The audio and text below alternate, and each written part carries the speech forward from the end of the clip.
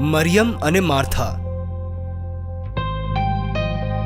Look 10:38-42.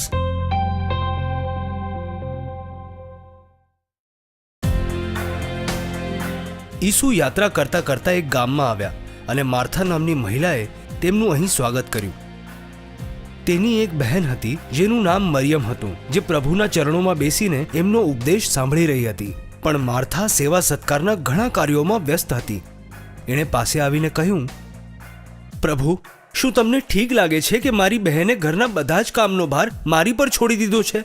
એને કહો કે એ મારી મદદ કરે. પ્રભુએ એને જવાબ આપ્યો, માર્થા, માર્થા, તું ઘણી બધી વાતોને લઈને ચિંતિત અને વ્યાકુળ છે. ખરેખર એક જ વાત જરૂરી છે. મરિયમે સૌથી ઉત્તમ ભાગ પસંદ કર્યો છે, જે એની પાસેથી છીનવી નહીં શકાય.